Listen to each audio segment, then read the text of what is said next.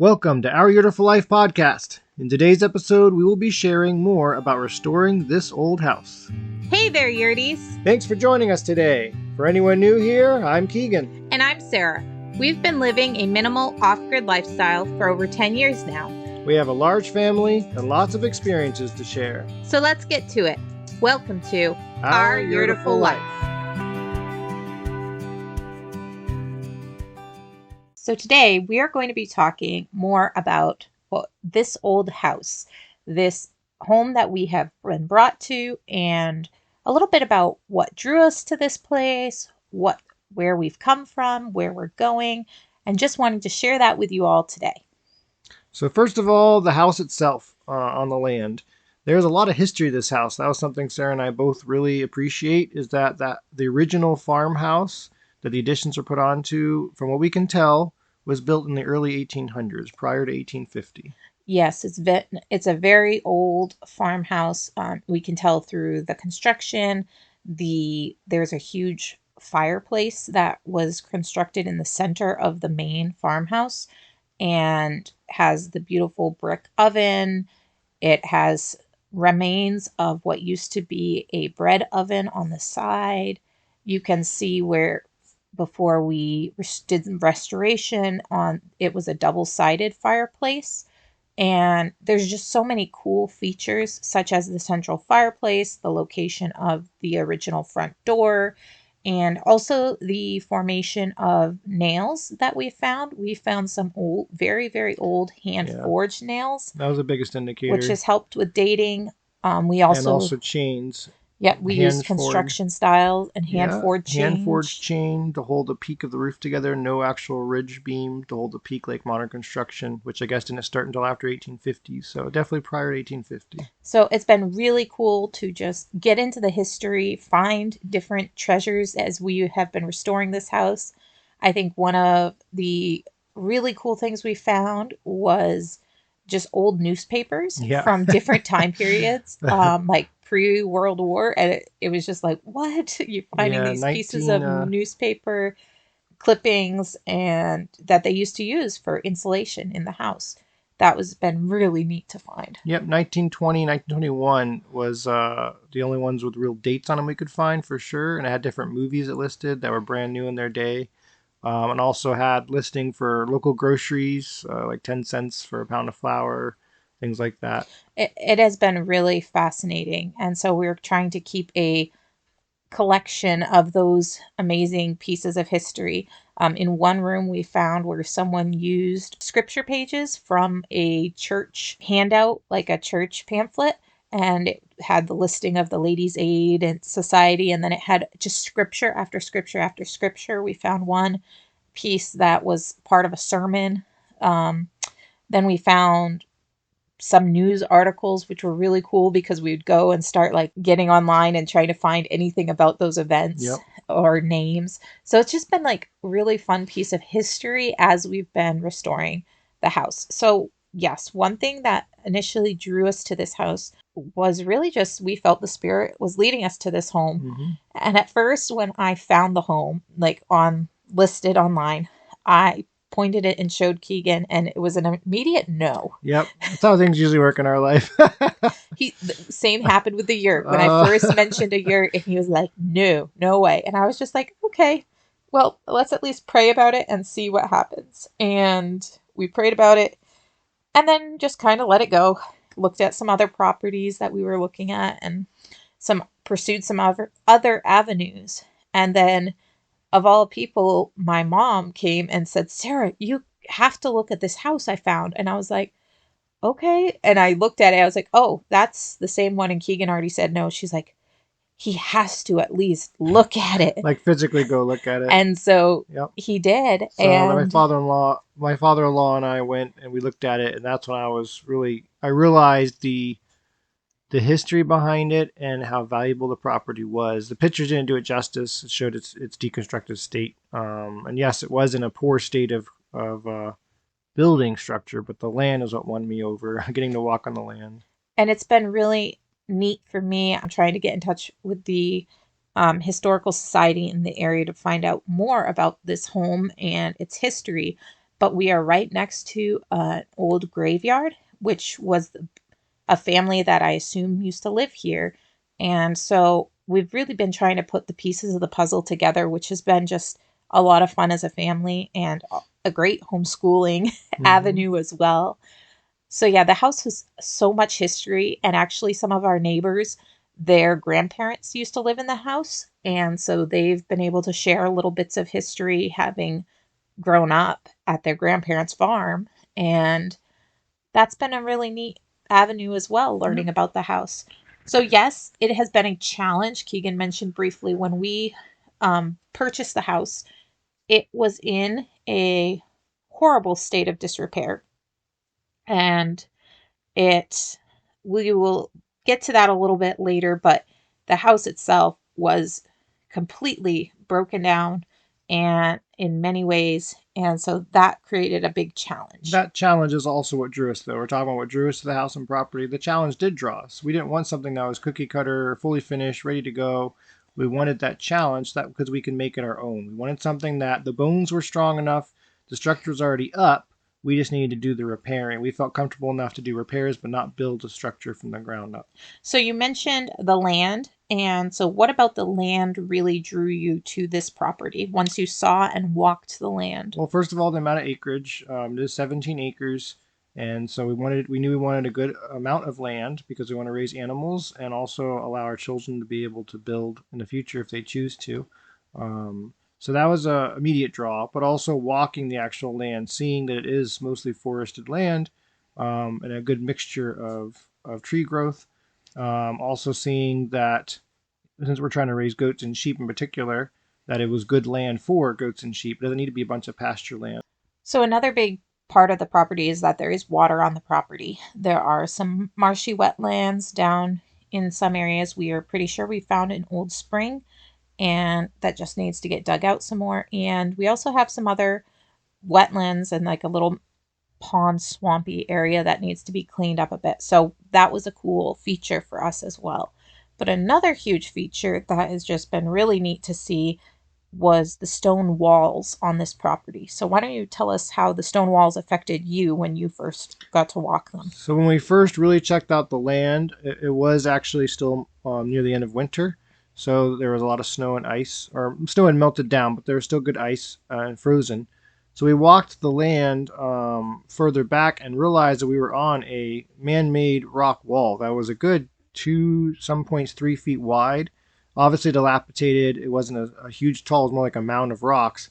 But it was very clear that it was man-made in the past, and we walked that all the way down, and realized it made the border of the front end of the property. So quite a ways you could walk on it. To me, that was a huge deal because it showed me just the history of this land. It wasn't just a raw piece of land that no one had really done much with.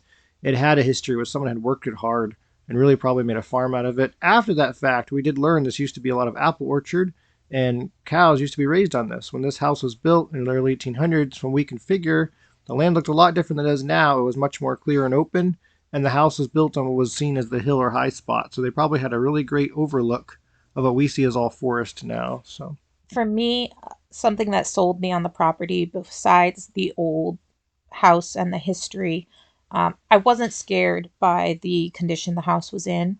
I grew up in a restored farmhouse and I got to watch my parents do that from the ground up.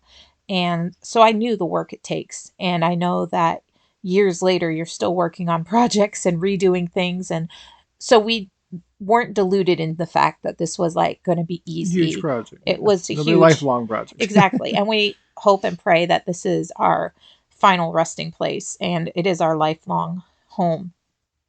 But one thing that sold the place for me was the location, that it is more remote. It's not far, far out there, but it's close enough to get to civilization, which has been a blessing when we had hospital encounters this year and other health needs where you need to get to medical assistance quickly. It's not like so far away that that's not available, but it is still pretty much an hour from major civilization, Yep. at least 45 minutes. So it's distanced more. It also is pretty close to family and in a general central location where we can visit with family on a regular basis. So that was also a benefit to me. But the location was a big part of why this was the perfect home for us to me. Yep, it's a nice sweet spot. A good balance for where we're at in life between being able to access civilization we need to, but still not live so close to it that you're constantly seeing it and hearing noise. Right. Like we have neighbors, but they are buffered by forest And they're and good neighbors. they are good neighbors. And we have been No very complaints. blessed to get to connect and start getting to know our neighbors better. And that's just been really nice for us. So, we wanted to share just a little bit for those of you who were with us on our journey when we did Patreon and things of that nature. You may have seen the videos we had put out at that time of what this house actually looked like.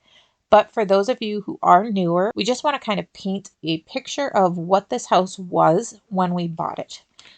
So this house was completely gutted when we came upon it. The man we bought it from was a contractor who flips houses, and he had already been in the process of getting this house prepped. He had already gutted all of the sheetrock, all of any finish, interior finish, everything down to the studs. All the insulation, electrical, plumbing, everything was gutted. The issue was foundation issues. We were ambitious enough to take that project on, but what I liked about it was that the house had been gutted. A lot of that hard work had been done, and I could actually see the frame of the house as it was exposed if there was water damage, termite, and that kind of thing. And so there was some water damage, Yep. especially in one of the additions. There a lot of water had come through the roof, but with the house being completely gutted, that was a blessing to us because it Mm-hmm. took away all of the opportunity of dealing with the mold and things that were most likely in all of the insulation from what he told us Mm-hmm. that there had been mold. So it allowed us to do a chemical treatment of mold to kill all the mold before we had actually Enclosed everything in. enclosed everything, started putting up insulation and all of that. Another big glaring issue with the house, why a lot of people wouldn't touch it, is because there was no front wall. The reasoning was there used to be a front porch on the house, and I believe that maybe this wall had been had been removed to be an entryway to that sitting room. We're not sure, or if it just got so damaged when they had to tear the porch off, if it just so damaged this wall that it gutted the wall. We're not quite clear on that, but Either way, there was a big there hole in was the a big wall hole about in the the size of a wall. porch, length of a And porch. so we were very blessed that we have since been able to put a window in, frame it, and finish that wall Yeah. off. But yes, so the house, when we first saw it, there was a blue tarp for the front wall because it was gone. The house was completely gutted. That means zero insulation, zero finish boards. There was no interior walls. The upstairs was just completely open um, area. There was no, where we have the children's loft playroom, there was no loft. Everything was completely like from scratch, Yep. open, Which is what we wanted. which That is a was the good, answer it to was a our good prayer. foundation for us. There were huge holes in the floor. So for the first Yep. 6 months or more, the children were not allowed in the house, which they were very disappointed about. But there was structural issues with the floor in two or three of the rooms needed to be completely Refloored, basically. refloor. Resubfloored. Yep. Yeah, have supports put in the basement, pillars supporting the floors and strengthening, and then covering up big, huge holes in the floor. As Keegan mentioned, the foundation was caving in. And so over the last few years, That did become a bigger project than originally expected, which anybody who's probably worked on a foundation is probably laughing right now saying, yep. they always But do. yeah, they always do. Once one side starts to go, the other sides aren't too far behind. Thankfully, though, we've kept the thing stabilized. The roof was a major Yeah. issue. Thankfully, though, we were able to get that stabilized by cleaning up what was already rotted out as best we could, what structurally needed to be replaced, and then also getting it metalled over. And then we also had major rodent issues, Mm-hmm. snakes, bats This house had inhabited the yeah. house. We had a porcupine living in the Uh-huh. basement, woodchucks living underneath This the. house had been claimed by the wildlife because no one had lived here. There had been no residency 3 years prior to us moving in. So it has been an ongoing project to restore the house little by little. We first started with really focusing on the foundation. which required excavation. We had to hire an excavator to come and dig out the two sides of the foundation that really needed the most work.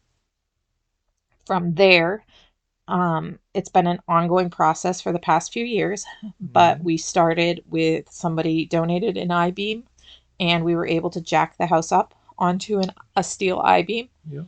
and support the weight of the house where the foundation was failing, so the house was solid and not going anywhere. Then we built foundational pillars Yep. to piers to support the house in the basement. How many piers did we build? Four. We did two going in the last winter, and then this year another three. So there's like five piers in the basement supporting the house as well. So even if there were no foundation, the house is still supported on piers Mm-hmm. and sturdy. Um, And so then, once the piers were in place and the I beam had been in place, then it became time to start actually reconstructing the foundation. And so this summer, like Keegan mentioned, my dad spent a lot of time helping us and Yep. working on the stonemasonry. Building it bigger and better. The original foundation looked like it was just dry stacked rock, really thick wall, and obviously held up for a while. And again, the importance of why did it implode to begin with? Was it just time? From what I've seen, it's because of the additions. The additions were added to the original farmhouse in the 70s. We have evidence for that in early 1970s. And the additions were put in perpendicular to the original house, made kind of like a horseshoe effect. And that ended up catching water where originally it would have gone around and down the drive. It ended up catching water and holding up against the foundation. And it started pounding the foundation and it eventually imploded it. So, all that being said, we are making major progress on the foundation. Yep. There is some more. We already have snow on the ground, so it kind of halted the groundwork for us a bit. So, in the spring, there will be some more groundwork, grading the ground properly to continue ensuring proper drainage. But that one side is pretty much done aside from some groundwork, and the other corner where there is a little bit of work that needs to be done is stable at the moment, but there will be some more stonework to be done in the spring. So hopefully we will get the foundation completely finished in the next year and the grading and groundwork. Another current major project right now is the pasture fencing. We are definitely trying to greatly increase our pasture for our sheep and goats. They need a lot more pasture, especially come summertime and once winter's done, where they need to be free grazing. So we're working on continuing our pasture fencing. And then we had to also work on insulation. And so for insulation now, there's only, I think, 3 bays in our bedroom ceiling that Three need to ceiling get bays. That's it. Yep. Everything insulated, else is but the insulated. rest of the house is completely insulated. That should be getting finished up in the next week or two here, hopefully. Um, but after working on the insulation as a priority, our big priority was finishing up the kids' rooms completely. We didn't really want to move in with just insulation in the kids' rooms. We didn't feel that was safe. So their rooms got completely finished with wall boarding and painting and getting their rooms completely set. And then we worked on the bathroom and getting the bathroom all finalized. And Yeah, it's kind of the once running joke. The bathroom was the like we finished the children's bedrooms like functionally, but the bathroom got like the finish. So we say the bathroom was the first room in the house to be fully finished. Yes, because the kids, my dad wants to build some custom bunk beds for them this winter. And so they're still waiting for their special beds to be finished in their rooms. Mm-hmm. So, yes, the bathroom was the first finished room in the house. And really, once that was finished, we moved in Yep. and we didn't have a kitchen. We just made do with washing dishes in the bathroom sink, and it made it work. And Yep. this summer, Keegan was able to put in my kitchen and get the sink and everything set plumbed in my kitchen, which is just really amazing. And if you do without something for so long and then you finally have like a kitchen sink, it's just an amazing blessing. And a really special thing, we are scrappers. We are realizing, Yep. I call us scrappers, you call us um, tinkers or Yeah. whatever, but we just we are very grateful to be able to take like one man's trash is another man's treasure sort of thing and take secondhand things and repurpose and reuse. And that was just a huge blessing for me with the kitchen sink. We weren't sure what we were going to install at first. And my parents were like, hey, we have an old sink in the barn. And it just so happens that they had replaced their kitchen sink from their farmhouse um, a few years back. And so the sink that we now have in our farmhouse Mm-hmm. is the kitchen sink that I grew up with in our farmhouse growing up. The kitchen sink that I remember giving our oldest daughter baths in when she was a baby at my parents' house. And so that's now our kitchen sink, and giving baby baths in has just been like so much fun Yep. to carry that legacy and carry that on with us. And things that I thought were funny, not as precious as the sink's history, but the lumber I was using was the same lumber we had used back in Missouri to build the kids' original bunk beds that we used in the yurt. And that lumber was lumber we got from someone from some other project. So this lumber has like lived 3 different life cycles at this point, but still working great. Yes, we've definitely, it's been really cool to see throughout the journey different things. One of the projects we've been working on ongoing since before we moved in has been like the outside garden and the different garden beds and just building them out of materials from when we had the yurt that were the platform that built the yurt. Mm-hmm. So just been really neat to see how things from years and years ago have still are playing a part of our daily lives and our daily lives, and just how everything is working together for good the way the Father has intended it to be. Yep. Other major projects going on, pasture fencing, Keegan mentioned. Our goal this spring is to finish fencing in the 3 acre pasture, which will greatly expand the animal area. We are also hoping to put up some sort of barn in the next couple years. Again, this is probably the next few years. Yep. And other projects is the finish work on the house. Yep. Finished work. Boarding over the actual finished boards, boarding on the inside, plumbing an outdoor spigot, weather stripping doors, which I've already been doing that. But the big thing is we're holding off the finish because finish can be pricey, and honestly, it's nice, but it's not necessary at the moment. So we're focusing on necessities, and then when we can afford to and have time to, then we can start doing the finish work. So little by little, we are getting there. There's always things to do.